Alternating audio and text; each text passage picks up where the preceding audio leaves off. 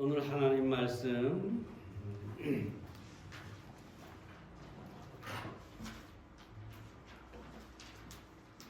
창세기 30장에 있는 말씀을 보겠습니다. 창세기 30장 25절부터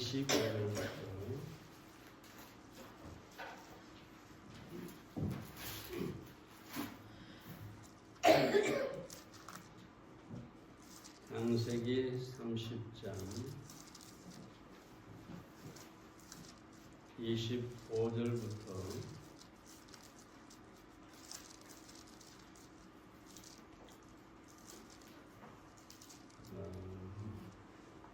창세기 30장 25절부터 몇 절만 읽도록 하겠습니다.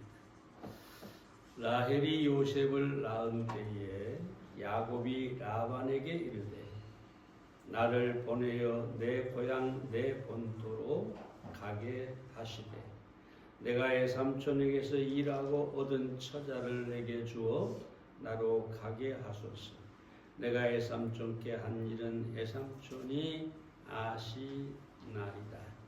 라반이 그에게 이르되 여호와께서 너로 인하여 내게 복을 주신 줄을 내가 깨달았노니 내가 나를 사랑스럽게 여기거든 유하라.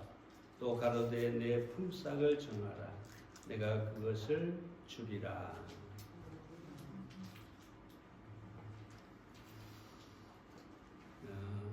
야곱이 장장 14년 동안 두 아내를 얻기 위해 라반의 집에서 머슴살이를 했습니다. 그 14년의 계약 기한이 끝났기 때문에 야곱은 라반에게 내가 고향으로 돌아가겠다 얘기를 하죠. 그러니까 라반이 야곱을 붙잡는,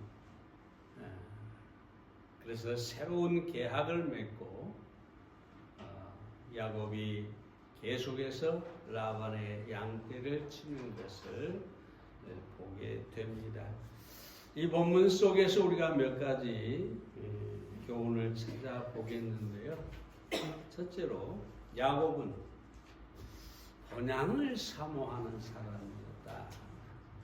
25절 말씀을 봅니다. 라헬이 요셉을 낳은 때 야곱이 라반에게 이르되 나를 보내어 내 고향 내 본토로 가게 하시되. 사실은 야곱은 고향으로 돌아갈 상황이 아니었어요. 왜냐하면 14년을 머슴을 살았는데 그 품삯이 아니라 두 아내를 위하여 얻기 위하여 14년을 살았어요. 그러니까 14년 동안 재산은 한 푼도 모으지 못했어요. 근데 여기 11명이나 되는 자식과 4명의 아내를 거느리고 돌아간다는 것은 이건 뭐 굶어 죽자는 얘기죠. 네? 재산이 한 푼도 없는데 그동안은 그래도 품삯은 못 받았지만 라반의 집에서 온 가족이 먹고 살았는데 돌아간다고 하는 것은 거의 불가능한 일이죠. 뿐만 아니라 리브가로부터 이삭으로부터 이제는 돌아와라 라고 하는 어떤 기별도 없었어요. 그 이유는 뭐냐 하면 에서가 눈을 벌겋게 뜨고 야곱이 돌아오기만 하면 내가 죽이겠다 이런 생각으로 기다리고 있는 것, 그것이 바로 고향 본토입니다. 돌아갈 형편이 아니에요. 근데 가만히 생각해 보면 이 야곱은 꾀가 많은 사람이죠. 응? 꾀가 많은 사람. 왜 그러면 라반에게 내가 돌아가겠다. 응? 모든 가족들을 데리고 다 데리고 돌아가겠다. 이렇게 말했겠느냐. 새로운 계약을 맺기 위해서죠. 형편이 않는데도 돌아가겠다 한 것은 이 꽤 많은 야곱이 외삼촌 라반에게 새로운 계약을 끌어내고자 한 것이었습니다. 그래서 결국은 이 라반이 야곱과 새로운 계약을 맺습니다. 다시 말하면 이제 야곱의 소유가 생기고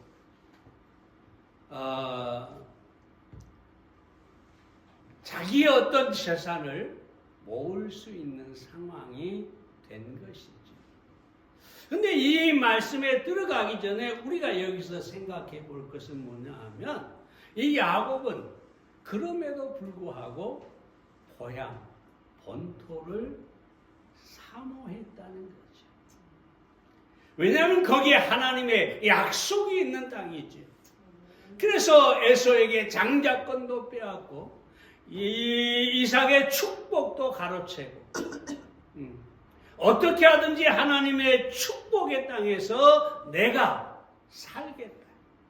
하나님의 축복을 받으며 살겠다라고 야곱은 생각했던 것입니다.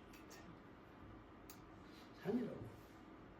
그런데 우리 성경에 보면 이 야곱이 사실은 가나안 땅을 사모했지만 저 하늘의 본향을 사모했다는 것을 알 수가 있습니다.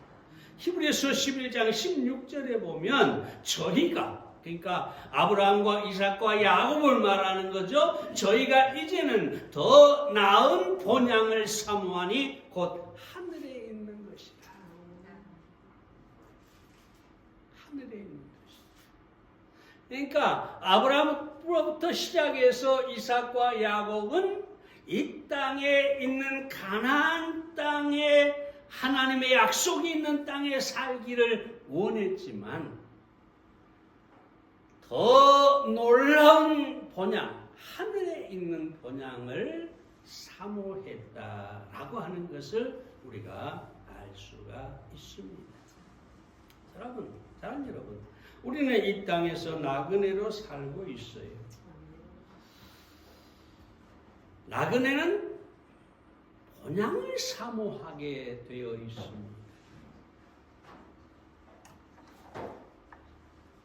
그 본향이 뭐냐라고 했을 때 성경은 천국, 하나님의 나라라고 합니다. 성경은 천국의 실제에 대해서 다양하게 얘기하고 있죠. 조금 전에 말씀드린 것처럼 아브라함과 이삭과 야곱은 천국에 있는, 하늘에 있는 본향을 사모했다.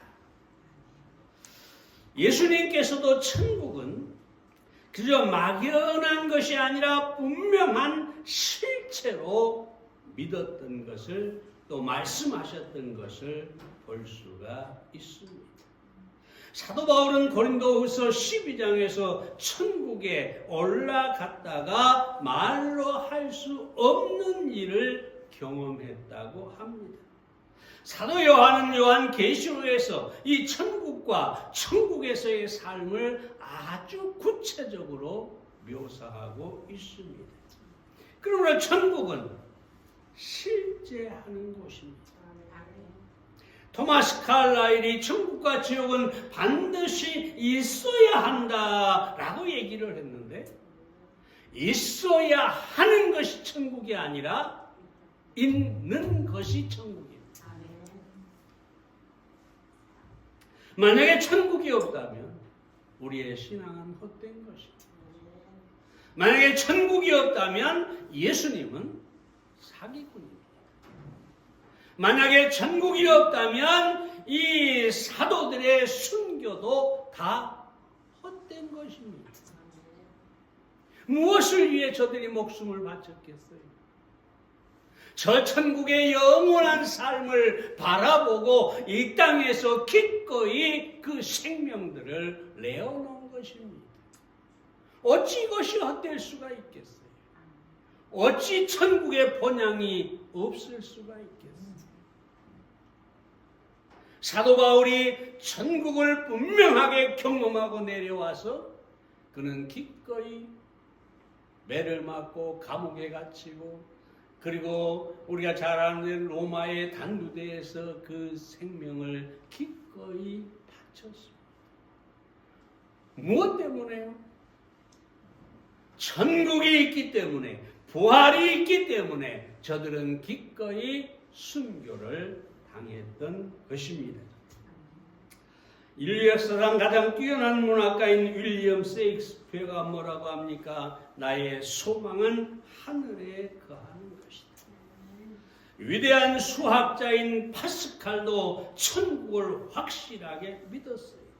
영국의 화학자이자 물리학자인 패러디도 천국에 대한 확실한 소망을 가졌습니다. 이외에도 수많은 위대한 사람들이 천국에 대한 확신과 소망을 가지고 살았던 것을 우리가 보게 됩니다.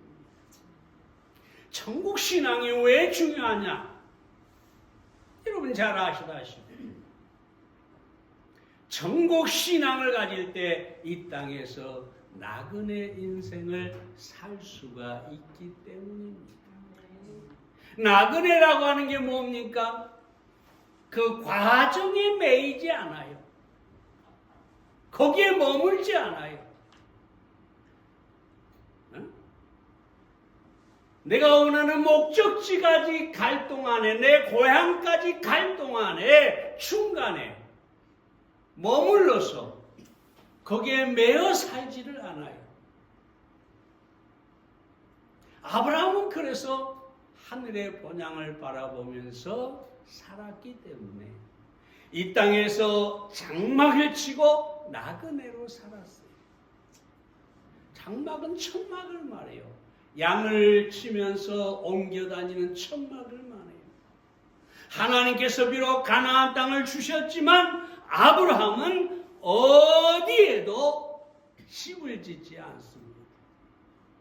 그저 천막을 치고 여기서 저곳으로 계속 옮겨 다녔을 뿐입니다.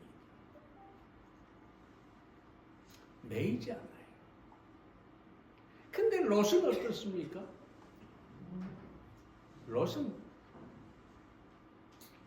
천국 신앙이 없었어요.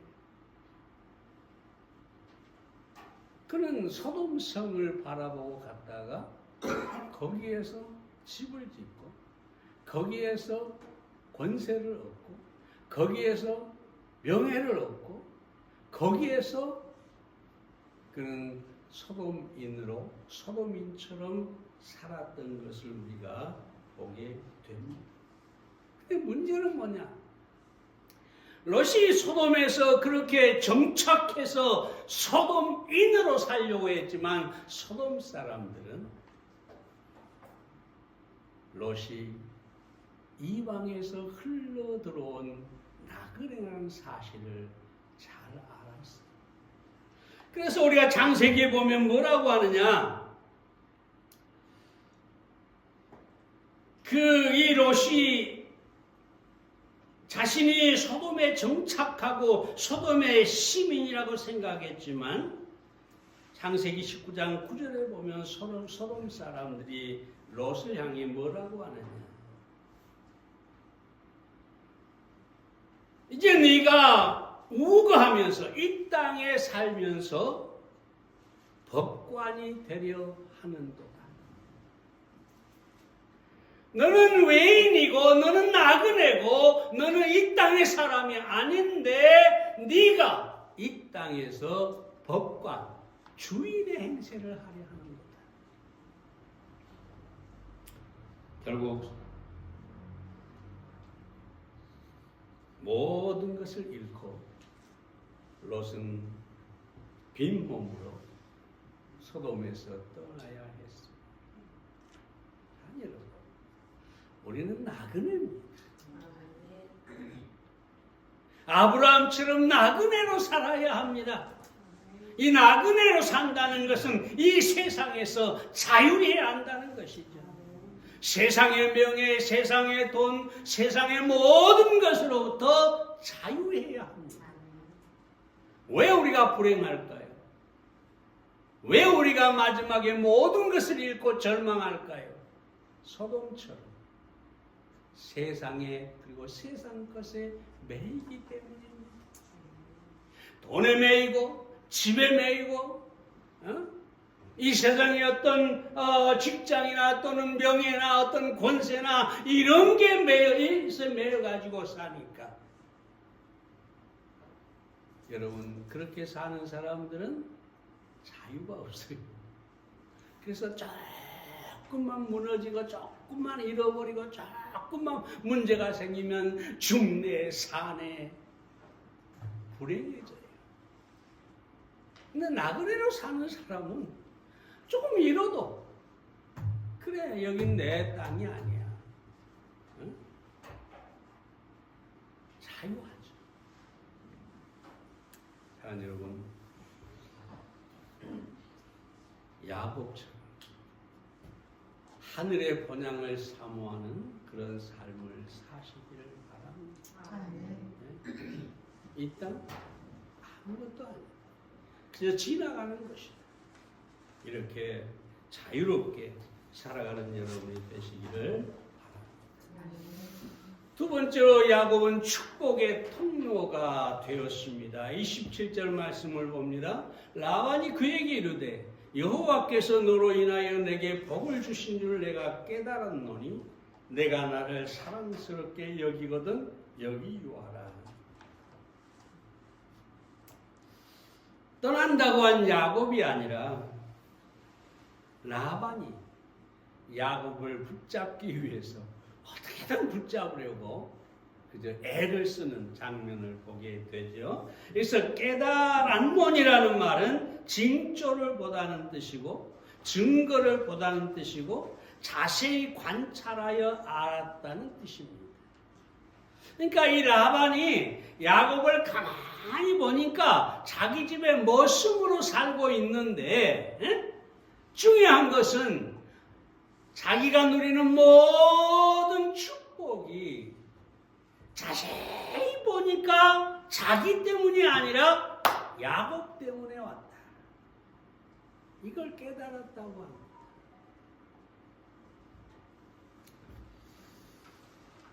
야곱도 마찬가지죠. 자기 스스로가 축복의 통로인 것을 알았어요. 30절에 보면 뭐라 하냐면 내가 오기 전에는 예삼촌의 소유가 적더니 번성하여 때를 이루었나이다. 나의 공력을 따라 여호와께서 예삼촌에게 복을 주셨나이다. 야곱도 스스로 알고 있었어요. 본래 라반은 그렇게 부자가 아니었는데 야곱이 14년 동안 일함으로 그 공력을 따라서 원래 이 공력을 따라는 말은 내 발을 돌이키는 곳마다 그러니까 야곱이 그 발로 가는 곳마다 하나님께서 복을 주셔서 라반의 집이 거부가 되었다는 것입니다. 다시 말하면 야곱은 라반을 위해 축복의 통로가 된 것입니다. 성경에 이런 얘기가 몇 군데 나오죠. 예를 들어서 요셉입니다. 요셉이 노예로 팔려가서 보디발의 집에 갔잖아요. 근데 그 보디발의 집에서 요셉이 일을 하는데 창세기 39장 5절에 보면 그가 요셉에게 자기 집과 그 모든 소유를 주관하게 한 때부터 여호와께서 요셉을 위하여 그 애굽 사람의 집에 복을 내리심으로 여호와의 복이 그의 집과 밭에 있는 모든 소유에 미친지라. 잘 보세요. 요셉 때문에 하나님께서 보디발의 집에 복을 내리셨다. 요셉도 축복의 통로가 된 것이지. 열왕기하 5장에 보면 아람의 군대장관 나아만에게 계집종이 있었어요. 이 계집종은 누구냐 하면 이스라엘과 전쟁에서 붙잡아온 포로입니다. 그래서 이 나아만 장군의 집에서 이 종살이를 하는 거예요. 소위 말하면 식모살이를 하는 거예요. 근데 이 나아만 장군이 아주 위대한 장군이었지만 나병에 걸렸어요. 아무도 고칠 수가 없어요. 근데 이 계집종이 그 모습을 보고 이스라엘에 가면 우리 주인의 문둥병을 고칠 수 있는데 라고 말하게 되고 결국은 이스라엘에 가서 엘리사를 통해서 나병이 완전하게 낫게 되는 것이죠. 축복의 통로가 되었다는 것입니다. 사랑하는 여러분, 여기서 우리가 한 가지 생각해야 할 게 뭐냐? 축복의 통로는 권세를 가진 자도 부자도 아니라는 거죠. 우리 보통 인간적으로 생각할 때 내가 부자여야 누구를 도울 수 있고 누구의 축복의 통로가 될 수가 있다 이렇게 생각을 하는데 전혀 아니라는 거예요. 우리가 지금까지 본 것처럼 요셉은 노예였어요. 야곱은 머슴이었어요. 여기 나만의 집에 계집종이었어요. 근데 그들은 한결같이 뭐가 됐다고? 축복의 통로가 되었다는 것입니다. 사랑하는 여러분, 우리는 축복의 통로가 될 수 있습니다. 보세요. 하나님께서 노예를 통해서 또 머슴을 통해서 계집종을 통해서 그 주인과 주변을 축복하셨다면 우리가 어떤 사람이든지 우리는 축복의 통로가 될 수 있다. 축복의 도구가 될 수가 있다. 고린도전서 1장에 보면은 하나님께서 부르신 사람들이 누구라고 합니까? 여기 권세 있는 자도 아니고 지혜 있는 자도 아니고 여기 부한 자도 아니고 오히려 미련하고 가난하고 천한 자를 불러 쓰신다고 말하고 있습니다. 그러므로 우리는 얼마든지 내가 어떤 사람이든지 내가 노인이든 젊은 사람이든 가난하든 천한 사람이든 우리는 축복의 통로가 될 수 있다는 사실을 알아야 합니다. 오히려 나의 조건이 부족할 때, 없을 때 내가 하나님의 축복의 통로가 될 수가 있구나. 더욱 놀라운 사실은 그렇게 하나님의 축복의 통로가 된 사람들은 결국은 하나님의 스스로가 하나님의 축복 가운데 살았다는 것입니다. 야곱이 영원히 여기 머슴이 아니었어요. 그는 거부가 돼서 가나안 땅으로 돌아갔습니다. 요셉이 축복의 통로가 되었지만 그는 그 끝에 애굽의 총리가 되는 축복을 받습니다.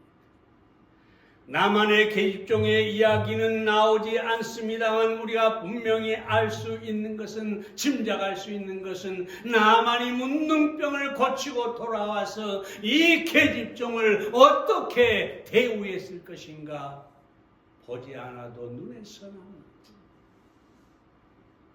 그래서 우리는 어떤 상황에 있든지 내가 축복의 도구가 되어야 되겠다. 누군가를 기쁘게 하고 누군가를 행복하게 하고 누군가에게 하나님의 축복이 임하는 그런 사람이 되어야겠다. 그러면 하나님께서 그 끝에 우리를 위한 축복을 예비하고 계신다. 여러분 이 사실을 반드시 믿으시기를 바랍니다. 세 번째로 야곱은 하나님께로부터 축복을 받았습니다. 43절 말씀을 봅니다. 이에 그 사람이 심히 풍부하여, 여기 그 사람은 야곱을 말합니다. 양떼와 노비와 약떼와 나귀가 많았더라. 조금 전에 말씀드렸습니다만 축복의 통로, 축복의 도구가 된 사람은 하나님께서 반드시 그 끝에 축복하신다는 것입니다. 그 신비한 이야기입니다만 이 야곱이 품삯을 정할 때 한 달에 얼마, 1년에 얼마 이렇게 정하지 않습니다. 뭐라고 얘기하느냐? 그 라반의 양떼에서 얼룩이 있는 것 또는 점이 있는 것, 이런 염소를 자기의 품삯으로 달라고 합니다. 근데 재밌는 사실은 이 양떼를 이제 그러면서도 라반의 양떼를 기릅니다.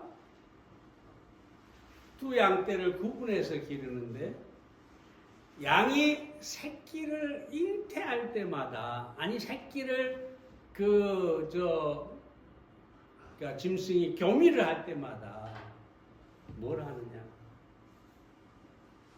이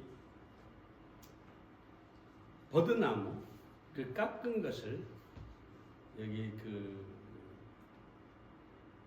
그 양 앞에 둡니다. 염소나. 그러면 신기한 사실은 반드시 얼룩이 있고 점이 있는 양떼를 낳게 됩니다. 이것이 생물학적으로 맞느냐 맞지 않느냐? 근데 가능성이 있는 것은 암양이나 염소는 수태시에 자극을 받으면 그 여파가 새끼에게 전해지는 그 감흥력이 아주 높다고 합니다.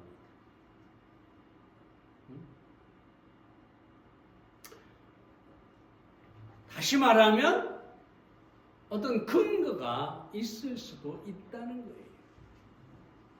근데 여러분, 한 가지 분명한 사실은 야곱의 방법과 상관없이 하나님께서 야곱에게 축복하셨다는 것입니다. 축복은 하나님께서 주시는 것입니다.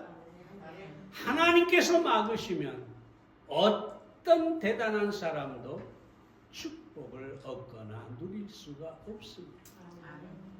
하나님께서 허락하시면 어떤 축복도 빼앗아갈 수가 없습니다.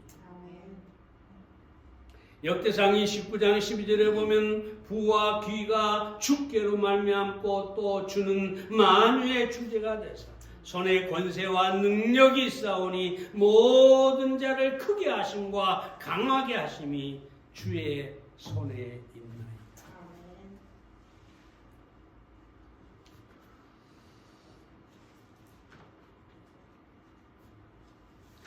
요즘 제가 기도하면서 어찌됐든 간에 우리 성도님들 건강하고 하는 일이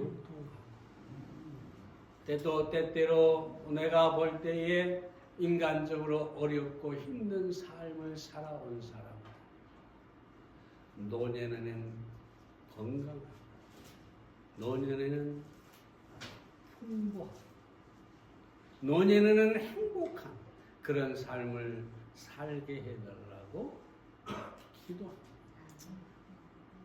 오늘 아침에도 이제 전국에 있는 또는 외국에 있는 사람들을 다 기도하고 나서 교회로 왔어.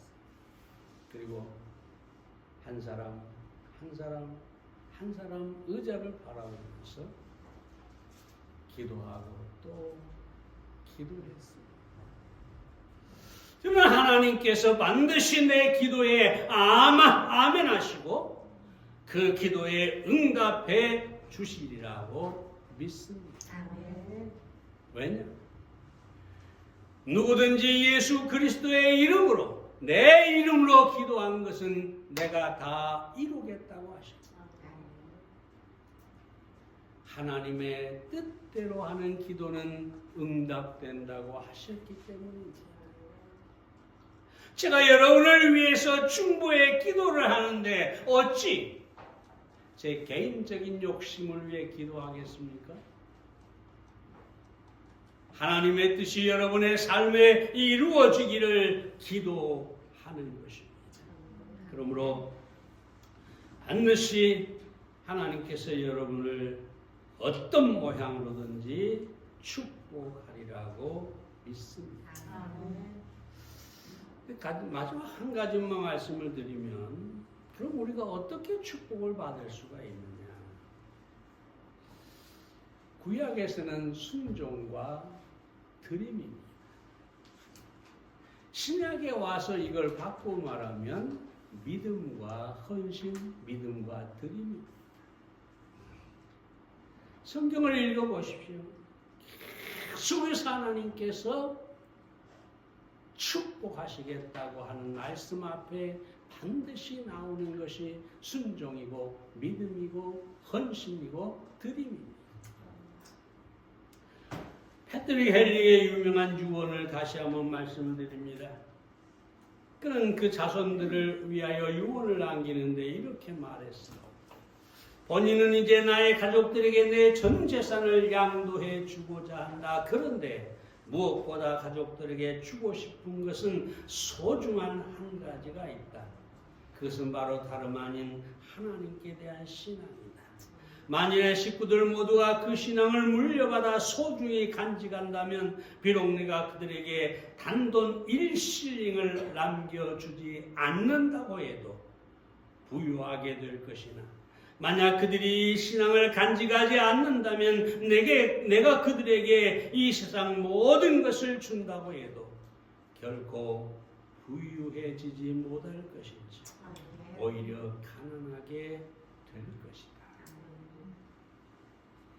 이 패트릭 헨리는 축복의 비결이 무엇인가를 분명하게 알고 있었던 것입니다. 그러므로 사랑 여러분, 여러분의 축복의 삶을 살려면 먼저 하나님의 말씀에 순종하고 믿음을 가져 하나님 앞에 기쁨으로 드리는 여러분들이 되시기를 바랍니다. 하나님의 약속은 분명하고 야곱이 거부가 된 것처럼 여러분에게도 영적으로든 물질적으로든 축복하시고 또 축복해 주실 것입니다.